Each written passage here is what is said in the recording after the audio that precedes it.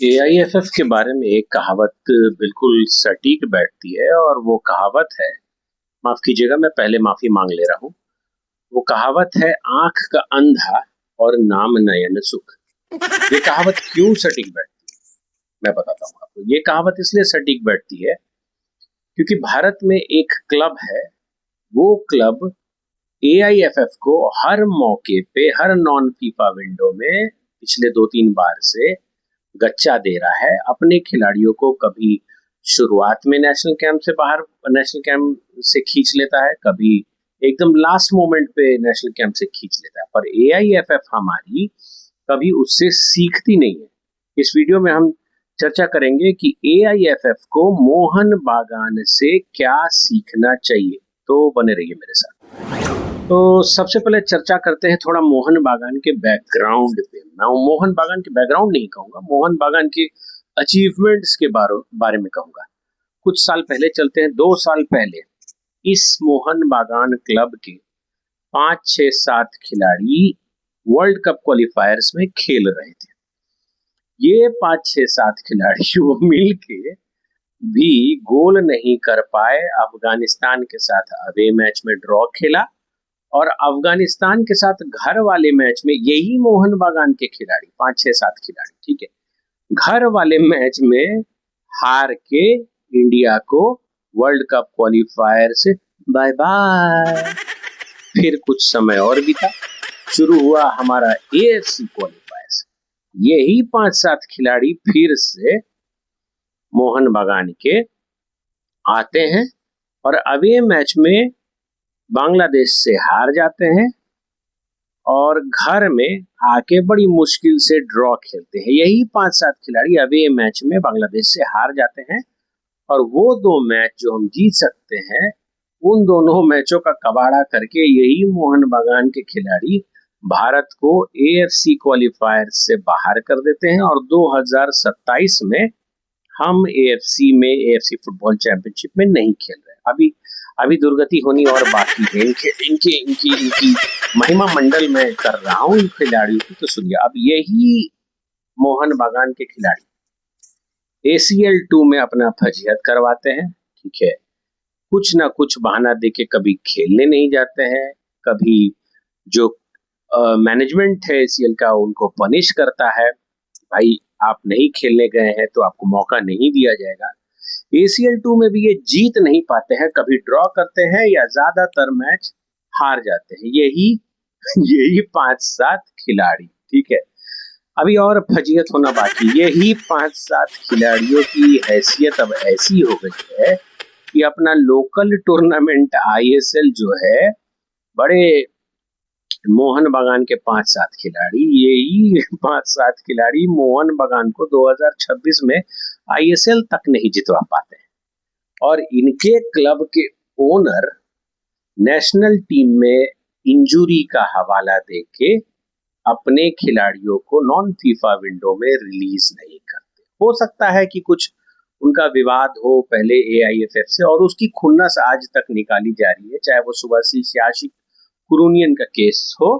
कहना था कि भाई एआईएफएफ ने कोऑपरेट नहीं किया हमारे साथ, तो इसका हर जाना मोहन बागान को भरना पड़ा। तो ये खुन्नस पाल के इन्होंने अब तक रखा है। जब भी नॉन फीफा विंडो आता है, ये अपने खिलाड़ियों को खींच लेते हैं, ठीक है। तो अब की गलती क्या किया इन्होंने, आपको मैं बताता हूँ। अब की गलती ये किया इन्होंने कि आईएसएल के खत्म होने तक ये बिना कुछ इन्फॉर्म किए आराम से बैठे हुए थे, भाई लास्ट मोमेंट पे हम हल्ला करेंगे। और ठीक आईएसएल खत्म हुआ है, ये हार गए हैं, ईस्ट बंगाल चैंपियन बना, और शायद ये जीत जाते अगर मोहन बागान, तो शायद ये भेज सकते थे, पर अनप्रेडिक्टेबल है, कुछ कहा नहीं जा सकता। तो इन्होंने आईएसएल के ठीक बाद नेशनल कैंप में अनाउंस किया कि हमारे खिलाड़ी नहीं जाएंगे। देखो, पहले तो मैं कहना चाहूंगा कि जो भी तुम्हारा इशू है एआईएफएफ के साथ, जो भी तुम इशू रखते हो, वो तुम्हें म्यूचुअली सॉल्व करना चाहिए और भविष्य में ऐसी गलतियां ना हो, इसका भी ध्यान रखना चाहिए, क्योंकि national camp is a national camp, ठीक है। National duty is a national duty. इसके ऊपर कुछ होना नहीं चाहिए, लेकिन तुम प्रायोरिटी देते हो, बिजनेस कर रहे हो, सीधी सी बात है। बिजनेस क्यों कर रहे हो? मैं आपका, अब मैं थोड़ा सीरियस हो जाऊं, मैं यही, आप मैच देखने जाते हो, ठीक है, मैं अपनी बात कर रहा हूँ, मैं as a football fan match देखने जाता हूँ, टिकट लेता हूँ, पैसे देता हूँ टिकट के, या मैं फैन कोड पे 25-30 रुपए का जो भी पास हो मैच पास लेता हूँ।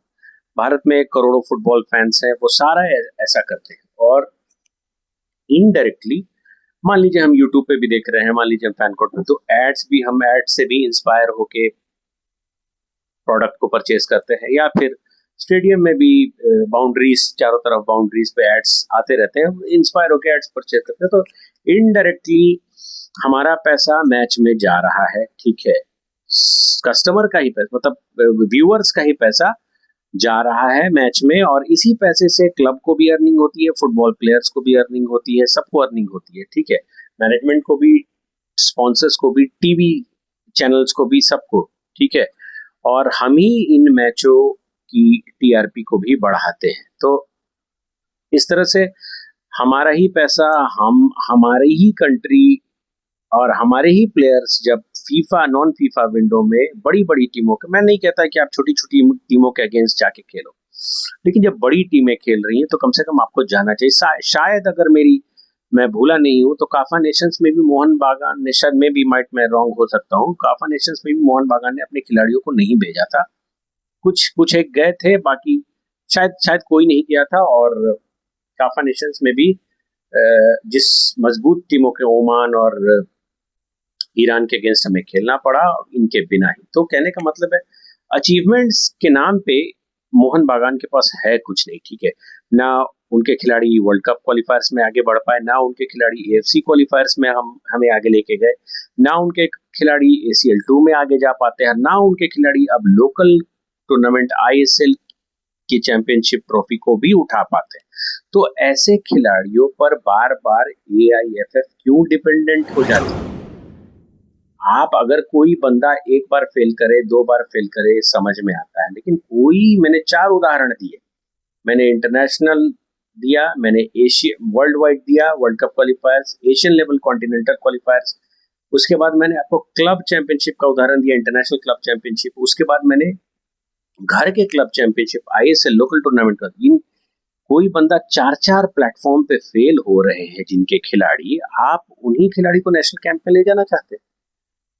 एआईएफएफ को सीखना क्या है इससे? एआईएफएफ को सीखना है ये कि अब आप डिपेंडेंट होना उन खिलाड़ियों पे छोड़िए, 2031, 30-31 के बारे में सोचिए। और अब आप जो खिलाड़ी अभी अंडर 23 के हैं, या कुछ एक्सेप्शनली अच्छे खिलाड़ी जो हैं, जैसे राहुल केपी हो गया, जैसे एडमंड नलरेडिंग का हो गया, और आईएसएल में भी कुछ अच्छे खिलाड़ी, और अंडर 23 के जो खिलाड़ी हैं, जैसे सनन हो गया, मैकाटन लुइस हुआ, ठीक है, जैसे और भी बहुत सारे खिलाड़ी, परमवीर वगैरह हो गया, और भी खिलाड़ी जिन्होंने जिन्हों जो अब एज अ सब्स्टिट्यूट जा रहे हैं इंग्लैंड यूनिटी कप में खेलने के लिए, इनका एक पूल बेंच बैठा हुआ है अपॉर्चुनिटी को ग्रैब करने के लिए। पर हमारे कोच ऑर्थोडॉक्स तरीके से, चाहे वो इगोर हो, चाहे वो मनोलो हो, चाहे वो खालिद जमील हो, खालिद जमील ने अभी एज अ सब्स्टिट्यूट बुलाया, तो अब अगर वो खिलाड़ी जाते भी हैं तो क्या वो जमाइका के अगेंस्ट खेल पाएंगे? नहीं खेल पाएंगे। ये वही हाल हो गया जो हमारा हुआ था एशियन, ये एशियन, एएफसी की बात नहीं कर रहा हूँ मैं, जो एशिया का जो स्पोर्ट्स गेम्स होता है जिसमें फुटबॉल टीम गई थी और चाइना ने 5-1 से हराया था, ट्रैवलिंग का पूरा लोड उन पर था और वो भारतीय टीम अच्छा परफॉर्म नहीं कर पाई थी। तो कुछ ऐसा ही होगा अगर ये खिलाड़ी जो अभी जिनका वीजा क्लियरेंस होना बाकी है, शायद हो चुका है, ये तो मैं श्योर नहीं हूँ, लेकिन शायद होना बाकी, अगर ये जाते हैं तो इनको रेस्ट चाहिए होगा, प्रॉपर रेस्ट, तब ये जाके जिम्बाब्वे के अगेंस्ट उतरेंगे। और भारतीय टीम को इससे ये सीख लेना चाहिए कि आप मोहन बागान के खिलाड़ी के अलावा एक रिजर्व बेंच रखें, और जो टीम का सिलेक्शन हो वो कम से कम 32 आपने 32 प्लेयर्स लिया था, तो कम से कम 8 से 10 खिलाड़ी अंडर 23 के रखे आप एज अ रिजर्व बेंच, ताकि अगली बार अगर मोहन बागान के खिलाड़ी जैसे हटते हैं तो एट दैट सेम टाइम जब आप वीजा के लिए अप्लाई करते हैं, वैसे आपने फास्ट ट्रैक मेथड के थ्रू वीजा के लिए अप्लाई किया जिसमें 1 से 5 दिन लगेगा इन सब्स्टिट्यूट खिलाड़ियों को इंग्लैंड पहुंचने में यूनिटी कप में, तो जब आप नॉर्मली अप्लाई करते हैं उसी समय इन सब्स्टिट्यूट खिलाड़ियों को भी वीजा साथ साथ अप्लाई करें, ले जाए, फील्ड पे ना उतारे, एक्सपीरियंस होगा और कुछ एक्सेप्शनली अच्छे खिलाड़ी जो है उनको मौका दे। तो ये दूसरा लेसन एआईएफएफ के लिए। तीसरा मैं ये कहूंगा कि मैं आता हूँ इंजुरी पे, कि जिस जिस चीज का हवाला देती है मोहन बागान की हमारे खिलाड़ी इंजर्ड हो जाएंगे, रिकवरी पॉलिसी में लूप होल्स है। आशिक कुरुनियन और सुभाशिष बोस के केस में एआईएफएफ ने कोऑपरेट नहीं, तो एआईएफएफ को चाहिए कि एक पॉलिसी बनाए, इंश्योरेंस, हेल्थ इंश्योरेंस या इंजुरी रिकवरी पॉलिसी, जिसको ताकि जो भी रिकवरी में जो भी खर्चा उठे वो एआईएफएफ या एक ऐसा लॉ बनाए जिसमें क्लब और नेशनल टीम दोनों मिल के उस खर्चे को वहन करें। पर कभी कभी मुझे ये भी लगता है कि ये करोड़ों का पैकेज लेने वाले, ये करोड़ों करोड़ों में बिकने वाले खिलाड़ी छोटी मोटी इंजरी तो ये खुद भी कवर कर सकते हैं। हर चीज के लिए क्या क्लब पे या एआईएफएफ पे निर्भर होना जरूरी है? कि आपको तो ऑलरेडी एक बहुत सॉलिड सैलरी मिलती है, लेकिन जहां तक क्लब खिलाड़ियों का नाम नहीं भेजना, ये मुझे लगता है कि ये अब सास बहू की लड़ाई जैसी हो गई, क्योंकि ये घटनाएं बार बार हो रही है। ठीक है, तो एआईएफएफ को ये भी अपने में ये चीज सीखना चाहिए कि अगर क्लब की तरफ से इस तरह से क्लब कोऑपरेट नहीं करता है, उस कंडीशन में हमारे पास क्या क्या ऑप्शन अवेलेबल है। तो हमारे पास सब्स्टिट्यूट, रिप्लेसमेंट का 2 बैच कम से कम रेडी रखें। तो ये 3-4 चीजें हैं जो एआईएफएफ को सीखना चाहिए और अपनी पॉलिसीज को क्लियर करें। देखिए, जो जो सुप्रीम कोर्ट में केस लड़ा गया था जो कुछ दिन पहले, मुझे ये चीज समझ में नहीं आती कि अभी भारत में एआईएफएफ गवर्निंग बॉडी है या ये क्लब, ठीक है, एफएसडीएल का रोल खत्म किया गया, फिर भी क्लब्स अपनी मनमानी करने में लगे हुए हैं। तो खासकर सारे क्लब्स नहीं, सारे क्लब्स को मैं नहीं कहूंगा, मैं एक ही। और सबसे बुरी बात मुझे ये लगी कि ये लास्ट मोमेंट पे जाके इन्होंने नाका, और सास बहू की लड़ाई क्यों बनाई ये भी। मैं अगर अपार्टमेंट में रह रहा हूँ और मेरे पड़ोसी से मेरा झगड़ा हो जाए, ठीक है, मेरे पड़ोसी से मेरा झगड़ा हो जाए, तो ये मेरा पर्सनल झगड़ा है। जैसे कि एआईएफ का अगर मोहन बागान का एआईएफ से कुछ म्यूचुअल मिसअंडरस्टैंडिंग या फिर इंजुरी रिकवरी स्कीम्स, पॉलिसीज को लेके, खर्चे को लेके कुछ विवाद हुआ, तो एआईएफ और मोहन बागान को मिलकर सुलझाना चाहिए। ये एआईएफ को सीखना चाहिए। तो क्लब इसमें गलती क्या कर रही है कि भाई ढिंढोरा पीट रही है, सारे क्लबों को भी करी कि आप भी मत भेजो अपने खिलाड़ियों को, इंजरी हो जाएगा तो दिक्कत हो जाएगी। अरे ये आईएसएल बड़ा है, आईएसएल खेल के तुम कभी ग्लोबल प्लेटफॉर्म पे जाने ही नहीं जाओगे। खैर, जाने की जरूरत भी क्या है, करोड़ रुपए मिल जा रहे हैं भाई, बुढ़ापा सिक्योर है खिलाड़ियों का, इससे ज्यादा भारतीय खिलाड़ी सोचते भी नहीं। तो एआईएफएफ को चौथी चीज ये सीखनी चाहिए कि हमें नेशनल कैंप में उन खिलाड़ियों को लेना चाहिए जिनका टॉप प्रायोरिटी लेवल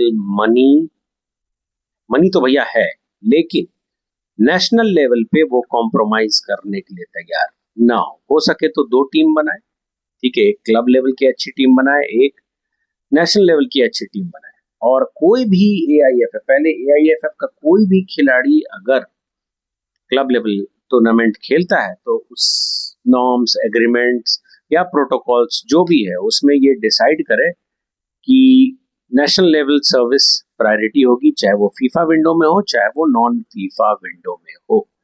तो ये सारी चीजें हैं। अब मैं ये कहूंगा कि प्लेयर्स क्या कर सकते हैं, प्लेयर्स यही कर सकते हैं। अंडर 23 के प्लेयर्स के बारे में बात करें, अंडर 23 के प्लेयर्स के लिए मैं यही कहूंगा कि अब उनको मौका मिल रहा है। मोहन बागान के हालात को देखते हुए या मोहन बागान की टेंडेंसी को देखते हुए, हो सकता है कि एआईएफएफ ने एक बार कोऑपरेट नहीं किया आपसे, इसका मतलब ये नहीं है कि आप बार बार हर फीफा विंडो में अच्छी टीमों के अगेंस्ट भी अपने खिलाड़ियों को नहीं भेजोगे, ठीक है।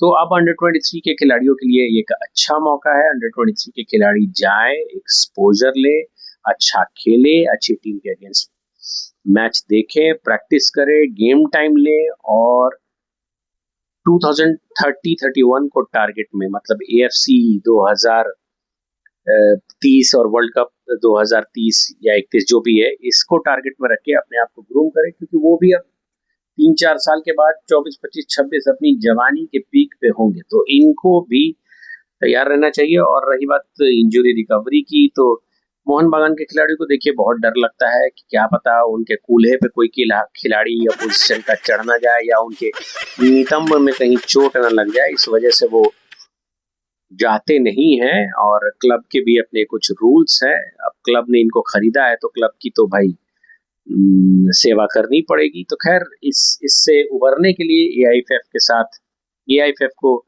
अपने रिजर्व बेंच को हमेशा तैयार रखना चाहिए, क्योंकि ये अब टेंडेंसी बन गई है मोहन बागान के खिलाड़ियों मोहन बागान क्लब के द्वारा खिलाड़ियों को national camp non FIFA window में नहीं भेजना। ये पूरी तरह से गलत है। अगर कोई विवाद है तो उसको मिलके एआईएफएफ के साथ पॉलिसी बनाए, सुलझाए, रिकवरी, इंजुरी नॉर्म्स या इससे रिलेटेड चीजें लाएं, नई अमेंडमेंट्स करें। यही मेरा कहना था और यही इस वीडियो में मैंने चर्चा की। तो वीडियो देखने के लिए धन्यवाद। जय हिंद, जय भारत।